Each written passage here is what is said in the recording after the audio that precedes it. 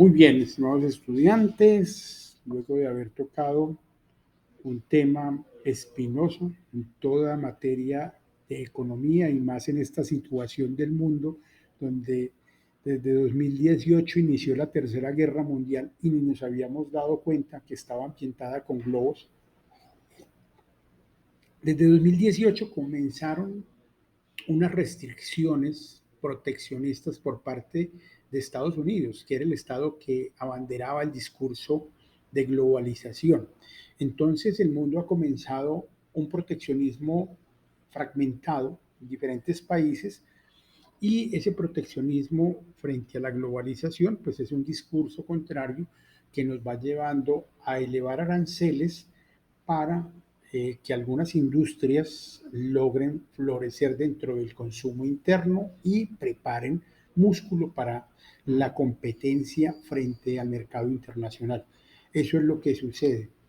Es decir, el concepto de la riqueza de las naciones del libro de Adam Smith, el libro que le sigue a este, se ve un poco desdibujado porque ya no es eh, que el que mejor haga las cosas sea el que las haga y nosotros las compramos, porque entonces ya hay una asimetría y ya hay que ponerle bloqueo al acero de este país, hay que ponerle bloqueo al aluminio de este país, hay que ponerle bloqueo al níquel de este país para que mis productores puedan venderme a mí a mejores precios y venderle al resto del mundo a precios más altos. Es decir, afectar los precios poniendo restricciones aduaneras, arancelarias, con el objetivo de que cambie el mercado, cambien comportamientos del mercado a partir de decisiones políticas. En fin, esto a mi modo de ver es la tercera guerra mundial, que puede ser una guerra con menos muertos, pero con varias aristas en lo económico, varias tensiones en lo económico y lo podemos ver hoy. Hoy es 13 de febrero. China descubrió 10 globos en su espacio aéreo, Estados Unidos anda derribando, no sé si son artefactos UFO, ovnis, o bueno, en fin, anda derribando cosas cuando podría bajarlas y examinarlas, pero ahora anda echándole misiles a todo lo que hay en el aire. Ahorita China de pronto comienza a hacer lo mismo y esto parece la feria de juegos pirotécnicos de febrero, previo al San Valentín del hemisferio norte. Es simpático ver el comportamiento de la economía mundial, pero todo esto nos va a afectar. Esto va a tener una incidencia positiva o negativa sobre nosotros. Ustedes saben que Coltejer es fruto de la Segunda Guerra Mundial, ¿cierto? La prosperidad de ese edificio con cabecita de aguja que vemos allí cuando nos asomamos desde cualquier parte de la ciudad, es un edificio que se construyó a partir de hacer los uniformes para el ejército de los aliados, ¿cierto? Para ser parte de esa guerra con un sistema productivo y una empresa pequeña como Coltejer llega a ser más grande que Fabricato por una elección mundial de guerra y por una elección como país para producir unos uniformes. Es así como se va desarrollando músculo en algunos lugares y una guerra afecta positiva y negativamente las economías. Hay que estar preparado para identificar los filones o oportunidades, los filones de trabajo o los márgenes donde podemos sacar provecho como economía y eso nos permitirá movernos rápidamente con la infraestructura de la empresa que estemos representando, como contadores públicos, como administradores, como gerentes financieros. Entonces, vamos al punto, vamos a leer a Michael Porter con un texto que fue reimpreso en Harvard Business Review en enero de 2008, pero que realmente es un texto escrito en la década del 80, finales de la década del 80, donde él perfecciona los conceptos sobre las 5 fuerzas que dan origen a la estrategia, pero las 5 fuerzas que generan las tensiones dentro de un mercado, que, que explican la rivalidad o la colaboración entre los competidores existentes dentro de un mercado.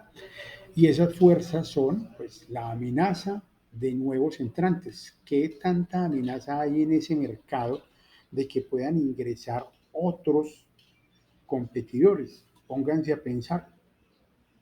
Mi tía en el barrio X sacó su puestico de empanadas. ¿Cuál es la barrera de entrada? La amenaza que existe de que haya nuevos entrantes. Hay una amenaza de capital. ¿Cuánto es el capital? De 1.000.000 de pesos, 2 millones para comprar el carrito, para que la persona aliste su inventario de productos en proceso para producir las empanadas. Es una barrera fuerte de entrada o genera una amenaza de nuevos entrantes. Si a la señora de al lado, puede ser que se consiga los 2, 3 millones de pesos y sale con otro carrito y sale con otras empanadas. Entonces, ¿puede existir en ese mercado una amenaza de nuevos entrantes? Sí. Las discotecas, bueno, ya de pronto el capital es más alto, dotar una discoteca, pagar el arriendo, ubicarla puede ser más costoso y puede generar una barrera de entrada mayor, ¿cierto? Por capital. Habrá otras como lo tecnológico. No queremos hacer semiconductores en Medellín. Sí queremos, pero no tenemos cómo hacer semiconductores porque el capital intelectual, la gente que tenemos formada en la parte de física, matemáticas, ingeniería electrónica, materiales, ingeniería de materiales, no tiene en este momento los equipos y la tecnología para desarrollar los semiconductores. No lo tenemos. Lo tiene Taiwán en este momento. Entonces, ¿cómo comprender esas amenazas de nuevos entrantes a partir de las barreras? Entonces, aquí viene todo un discurso que es el que ustedes van a tener que hacer como actividad allá en el foro, y es explicar cómo se ven, cómo se clasifican, cómo se identifican esas amenazas de nuevos entrantes. La amenaza de productos sustitutos. Aquí sí nos metimos en un tema que les digo que es candente e interesante. Medellín hasta la década de 1990 desayunaba en el 97% de sus hogares con arepa. El consumo de maíz y de maíz producido en Colombia era un consumo altísimo por parte de Medellín y Manizales. Medellín y Manizales tenían en el plato entre un 97 y un 99% de las familias arepa todas las mañanas en el plato. Pero llegó la década del 90 y esta década trajo el pan del Valle del Cauca, de Cali y de Bogotá, trajo algunas panaderías a ciertos lugares en estas dos capitales. Y en este momento ya el maíz, la arepa paisa, ha bajado a un 64% de los hogares. En las últimas encuestas que hacen el grupo de la comarca y otros productores de arepas, la sonzoneña, etcétera, se dan cuenta que ya no todos los hogares, o ya no la inmensa mayoría de los hogares, desayuna con arepa. Eso generó un sustituto en algo que parecía inofensivo. ¿Cuándo los paisas van a dejar de comer arepa? ¿Cómo van a dejar los paisas? El pollo allá en la costa, aunque también estaba en la mayoría de las mesas en la mañana, no en una proporción tan alta, un 80%, ha disminuido por el consumo del pan. ¿Y el pan qué harina trae? Harina de trigo, no harina de maíz. El bollo y la arepa provenían de la harina de maíz, pero con el Tratado de Libre Comercio firmado en el año 2005 y ejecutado a partir de 2010 para estos productos, ya Colombia no produce el maíz que consume. En este momento, Colombia, que era un productor del 70% del maíz que se consumía, es un importador del 83% del maíz, tanto para consumo humano como para consumo animal. Es decir, Colombia está produciendo el 17% del maíz que se consume. Así hayamos disminuido el consumo interno de maíz, se ha encarecido y ya no es maíz colombiano, es maíz tanto brasilero como maíz norteamericano, porque son más eficientes produciendo maíz. Y ni hablemos de la harina de trigo.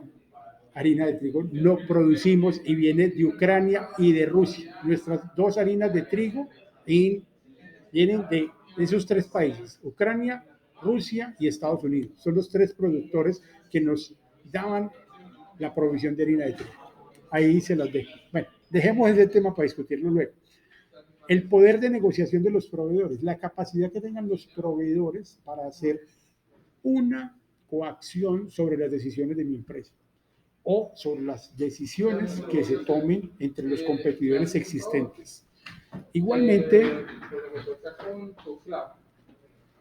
Voy a suspender un momento el video.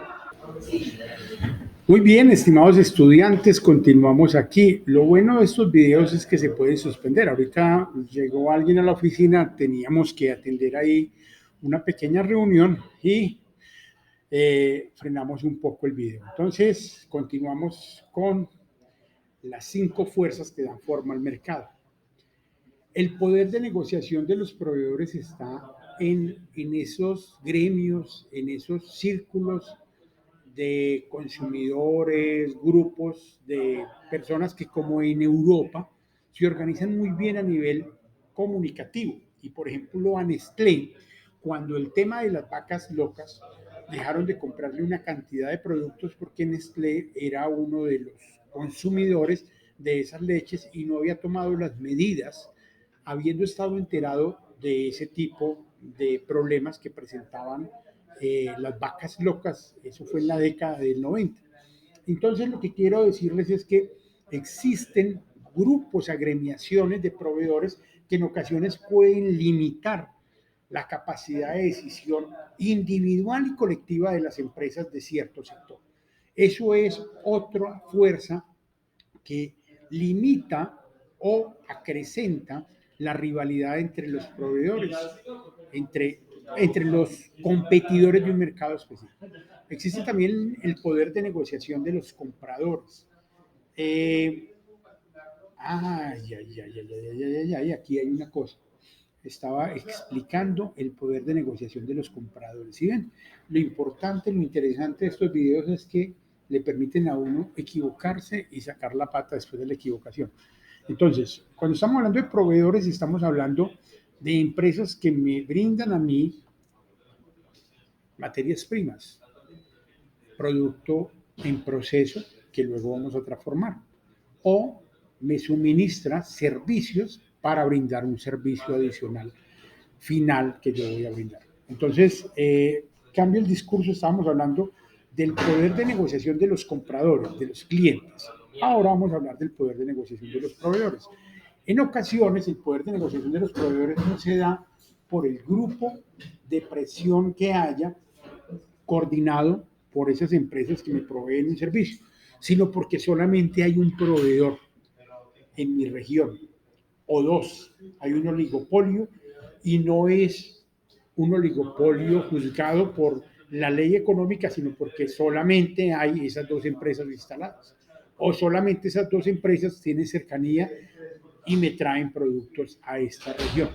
Entonces, cuando hablamos de ese poder de negociación de los proveedores, son aquellos que me brindan bienes intermedios que voy a transformar, insumos que transformaré, que convertiré en productos o servicios finales para ofrecerle a mis compradores.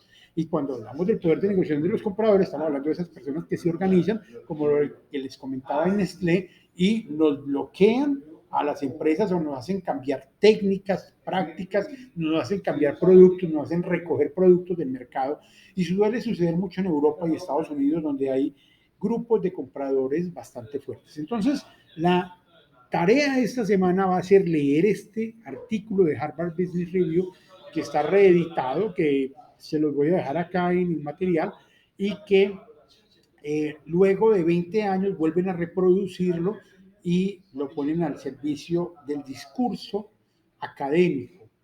¿Cuáles son esas fuerzas del mercado? Y en el año de enero de 2008, ¿cómo están descritas? ¿Cómo Michael Porter sigue vigente con ese discurso económico de la ventaja competitiva a partir de las tensiones que se dan en un mercado para crear competencia y para poder crear valor, para poder desarrollar una estrategia, unas elecciones que me permitan darle valor a un producto o servicio, a una empresa como tal, y que me permitan lidiar con mi competencia? Entonces, esto es una maravilla.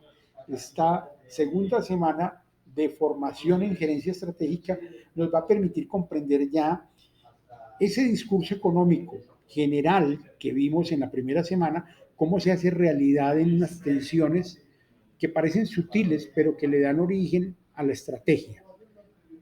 Adelante, espero que les vaya muy bien, espero que disfruten estos videos y que sus videos sean mucho mejores que los míos. Entonces, graban un video de mínimo 6 minutos en el cual a través de un mapa conceptual expliquen este artículo. Este artículo es el que tienen que maciarse, este artículo es el que hay que leer, porque tiene que quedar incorporado dentro de su discurso la lectura de las 5 fuerzas del mercado a partir de su autor original, que es el señor Michael Porter.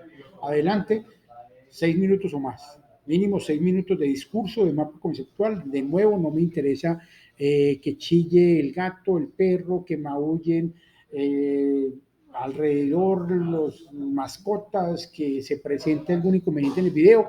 No hay problema, muchachos. Uno a veces llega y trastabilla. Se dieron cuenta en este video, el profesor estaba confundiendo una cosa con la otra, pero en esta vida somos humanos y nos equivocamos y no todo es perfecto. Y este video no lo voy a editar, sino que lo voy a dejar así con el objetivo de mostrarles a ustedes.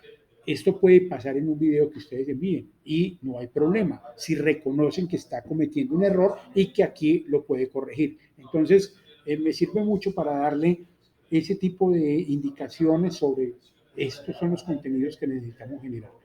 Adelante, espero que les vaya muy bien. Se frena el grabador de pantalla. 5, 4, 3, 2, 1. Espero que disfruten esta semana.